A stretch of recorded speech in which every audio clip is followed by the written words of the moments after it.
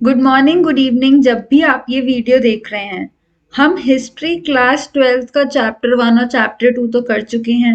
Chapter 3 में जो कि किंगशिप कास्ट इन क्लास है, उसमें अब हम beyond birth resources and status इस वाली हेडिंग को कवर करने वाले हैं।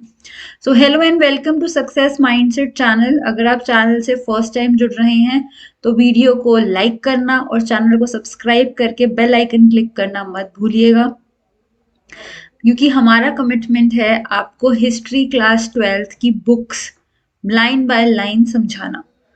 तो शुरू करते हैं beyond birth resources and status.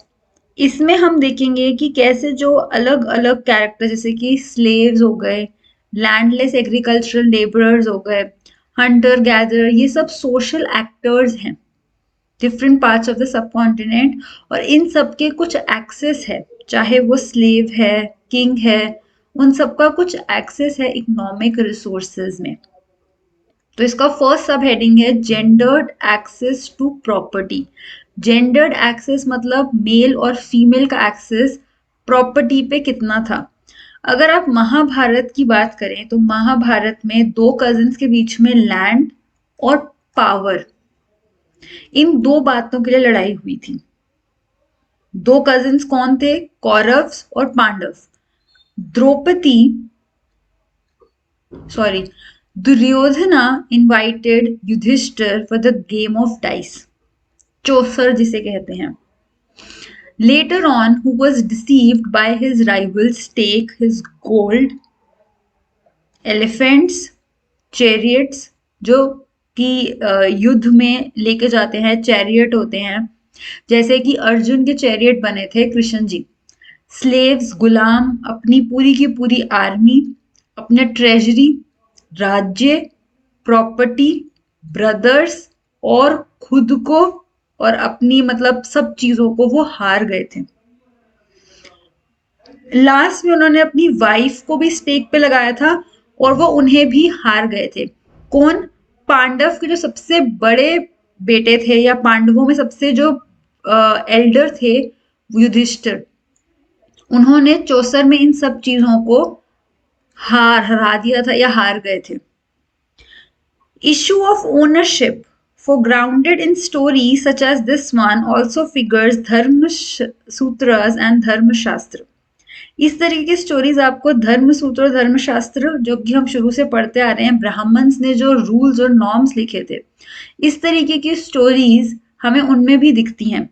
Manusmriti ये कहती है कि पैटर्नल एस्टेट यानी कि जो फादर की प्रॉपर्टी है या संपत्ति है, वो उनकी डेथ के बाद सन्स में इक्वली डिवाइड होती थी। सिर्फ सन्स में डिवाइड होती थी, डॉटर, वाइफ का कोई रोल नहीं था। पैट्रिलिनी सोसाइटी थी ना। स्पेशल शेयर सबसे बड़े बेटे को मिलता था। Women could not claim the share. Women, daughter, wife share claim नहीं कर सकती थी। एक ही चीज स्त्री धन, जो कि मैरिज के टाइम पे वुमेन को मिलता था, बस वही वेल्थ थी वुमेन की जो वो अपनी मर्जी से अपने चिल्ड्रन को दे सकती थी। हस्बैंड से पूछने की जरूरत नहीं थी। किस एक चीज में? स्त्री धन में, बस। Manusmriti warned women against holding family property and even their own valuable without her husband's permission. Husband की परमिशन के बिना बेसिकली वो कुछ नहीं कर सकती थी, क्योंकि हमारी सोसाइटी तो पैट्रिलिनी सोसाइटी थी। मेल डोमिनेशन, जो कि काफी हद तक आज भी कम हो रहा है, बट वही वहां से जो कहते हैं ना विचारधारा, वही चली आ रही है। इसमें एक एक्सेप्शन की बात होती है कि कहीं कहीं पे वुमेन लैंड होल्ड करती थी, और उसका एग्जाम्पल है प्रभावती गुप्ता, जो कि वकटा क्वीन थी, चंद्रगुप्ता की बेटी थी। हाउएवर, हमें इनके अलावा और किसी वुमेन का नहीं दिखता जिनके पास रिसोर्सेज, जमीन या कैटल हो, पावर हो। मोस्टली ये काम मेन का ही था और मेन ही कंट्रोल करते थे। तो जो सोशल डिफरेंसेस, जेंडर की बात हो रही थी, तो उसमें हमने देखा कि मेन और वुमेन में सिर्फ वुमेन एक स्त्री धन एक उनकी चीज थी जो वो कंट्रोल कर रही थी, अपनी मर्जी से दे सकती थी। बाकी सब चीजों में मेन का ही कंट्रोल था। फादर की डेथ के बाद प्रॉपर्टी पे वुमेन का कोई से नहीं था, सारा का सारा कंट्रोल सन के पास चला जाता था। वर्ण, 4 वर्ण हैं और उनके हिसाब से प्रॉपर्टी। ब्राह्मणिकल टेक्स्ट रेगुलेट करते थे वेल्थ, जो एक्सेस है कि किसके पास कितनी संपत्ति, वो भी वर्ण में लिखा गया था। जो शूद्र ऑक्यूपेशन था, इन्हें कहा गया था कि आप तो सर्व करोगे सिर्फ ऊपर के 3 वर्ण को। Variety of occupations were listed for main of first 3 varnas. First 3 कौन से हैं? ब्राह्मण, क्षत्रिय, वैश्य और ये 4th है शूद्र। शूद्र को तो इन तीनों को सर्व करना है, पर इन 3 लोगों को क्या काम करने हैं वर्णास में वो डिस्क्राइब किया गया था। अगर जो वर्ण में लिखा है वो एक्चुअली इंप्लीमेंट होता था तो वेल्दिएस्ट मेन, सबसे अमीर ब्राह्मण और क्षत्रिय होने चाहिए। लेकिन सोशल रियलिटी में हमें डिस्क्रिप्शन एविडेंट है कि priests and king in other textual traditions, king are almost invariably wealthy, पर priest को कभी कभी पुअर भी दिखाया गया है। जैसे अगर आपने सुदामा की स्टोरी सुनी हो, कृष्ण जी की, जो उनके फ्रेंड थे, तो प्रीस्ट को कभी कभी पुअर भी दिखाया गया है, लेकिन किंग को बहुत ज्यादा वेल्थी दिखाया गया है। तो इसका मतलब क्या है कि वर्ण की हर बात को ब्लाइंडली फॉलो नहीं किया जा रहा होगा। दूसरा, पहला पॉइंट तो यहीं से ही क्लियर हो गया। दूसरा लेवल ये है कि ब्राह्मण ये मानते थे कि धर्म सूत्र और धर्म शास्त्र में जो लिखा है वही बातें critics of the Varna order. Another level, even the Brahmanical view of society was codified in Dharma Sutra and Dharma Shastra. Other traditions, जो बातें धर्म सूत्र और धर्म शास्त्र में लिखी गई थी, वो दूसरे ट्रेडिशंस और दूसरी मान्यताएं या विचारधारा के लोग उन्हें क्रिटिक करते थे, उनके विरुद्ध थे और कहते थे कि ये बातें शायद गलत हो सकती हैं और वो उनको शायद फॉलो नहीं करते थे। Some of the best known of these were developed within the early Buddhism, क्योंकि बुद्ध भगवान जो बौद्ध धर्म को फॉलो करते थे, उनमें तो वो शूद्र, क्षत्रिय, वैश्य ऐसा कोई भेदभाव नहीं था। तो आप कह सकते हो कि अदर ट्रेडिशन बौद्धिज्म हो सकता है, जैनिज्म हो सकता है, उन्होंने कहा कि जो ये सोसाइटी में डिफरेंसेस हैं ये गलत है। नेचुरली जो हम पैदा होते हैं उस बेस पे आप किसी को बंटवारा नहीं कर सकते कि कोई शूद्र है, कोई वैश्य है। उन्होंने इन क्लेम्स को रिजेक्ट किया कि ये बाय बर्थ ये बेसिस नहीं होता है। आगे बढ़ते हैं। Alternative social scenario, sharing wealth. So far we have been examining situations where people either claimed or were assigned status on the basis of their wealth. कभी कभी जो इंसान वेल्दी है और जिसके पास पावर है, वो आपने कितनी बार देखा कि ब्राह्मण होते हुए भी या फिर मौर्य एम्पायर में वो शूद्र होते हुए भी उन्होंने किंग बन गए या उन्होंने कंट्रोल ले लिया। तो मेन गेम वेल्थ और पावर की हो रही है। हाउएवर कुछ पॉसिबिलिटीज हैं कि कुछ लोग, जरूरी नहीं है कि वो बहुत अमीर हों, लेकिन वो एक बहुत अच्छी सोच रखते हैं, वो इंसान बहुत अच्छे हैं, जेनरस हैं और उनको लोग इज्जत देते हैं, रिस्पेक्ट करते हैं।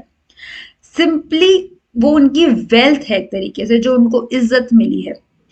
One area where these values were cherished, लोगों की इज्जत करना, अच्छी विचारधारा रखना, इस बात को तमिलांकम, ये एंशियंट टेक्स्ट है, वहां पे इस चीज को बड़ा चेरिश किया जाता था। सेवरल चीफडोम्स जो 2000 साल के अराउंड आए, chiefs were patrons of bards and poets who sang their praise. Poem include Tamil Sangam जिसमें पोएम्स लिखी गई हैं, और काफी सारे ऐसे पोएट्स या चैट्स जो लोग लिखते थे और लोग कहानियां बोलते थे किसकी, राजा की तारीफ की। suggesting that while there was a difference between rich and poor, अमीर और गरीब में भेदभाव था और शायद किसी के पास रिसोर्सेज ज्यादा थे, किसी के पास कम थे। ये सब बातें भी हमें उन तमिल संगम और इन सब टेक्स्ट से पता चलती हैं। Explaining social difference, a social contract. Buddhist ने जो ब्राह्मण्स की सोच थी उससे कॉन्ट्रडिक्टिंग ऑल्टरनेटिव अंडरस्टैंडिंग डेवलप की सोशल इनइक्वालिटी की। जो समाज में भेदभाव या फिर डिफरेंसेस चल रहे थे उनके ऊपर ब्राह्मण्स की जो सोच थी उसके कॉन्ट्रडिक्टिंग विरुद्ध बुद्धिस्ट सोच आई। Regulate the social conflict. जो मिथ हमें मिलते हैं टेक्स्ट, ये सब सूत पिटक, ये सजेस्ट करता है कि originally human did not have fully evolved bodily form, कि मनुष्य का ये शरीर डेवलप ही नहीं हुआ था, ना ही पौधे थे fully develop. All being lived in an ideal state of peace, सब पहले पीस और शांति की स्टेट में रहते थे naturally. Only what they needed for each meal, बस उसी को खाते थे और अपना जीवन शांति से बसर करते थे। There was a gradual deterioration, यानी कि गिरावट आ गई ह्यूमन बींग्स की जिंदगी के बसर में, with increasing greedy, vindictive and deceitfulness. जब इंसान लालची हो गया, ये किस थ्योरी से हम बोल रहे हैं, ये हम बुद्धिस्ट टेक्स्ट जो सूत पिटक में लिखा है ना, उसकी कहानी के हिसाब से आपको ये बातें वहां पे कही गई हैं कि इंसान लालची होता गया। जब इंसान अपने मतलब की सोचने लग गया तो डिटोरेशन आ गया ह्यूमन की जिंदगी में। What if we were to select a certain being who should be warmthful when indignated in right, who should senses that what should be rightly be censored, and should we banish him who deserves to be banished? We will give him in return a proportion of rice. मतलब basically वो ये कह रहे हैं कि आप हमारे Buddhism को फॉलो करो, आपको हम खाने के लिए अनाज देंगे। Choose by the whole people, he will be known as Mahasammata, a great elect. जो इन सब बातों को फॉलो करेगा, सिंपल जिंदगी जिएगा, उसको हम महासम्मत्ता कहेंगे। ये सजेस्ट करता है institutionship of kingship was based on human choice, कि ये इंसान की चॉइस थी कि वो क्या सच में इन 4 वर्णास में रहना चाहता है। क्या पता वो जाति सिस्टम फॉलो कर रहा है, उसके गिल्ड्स हैं, या फिर वो बौद्ध धर्म को फॉलो कर रहा है। ये ह्यूमन चॉइस है, with taxes as a form of payment for services rendered by the king, कि किंग आपको जो सर्विस दे रहा है उसके बदले वो टैक्स भी लेगा। Same time, it reveals recognition of human agency in creating and institutionalizing economic and social relations, कि कैसे human agency institution create कर रही है, economic और social relations create हो रहे हैं। These are the implications as well. For instance, if human beings were responsible for the creation of system, they could also change it in future.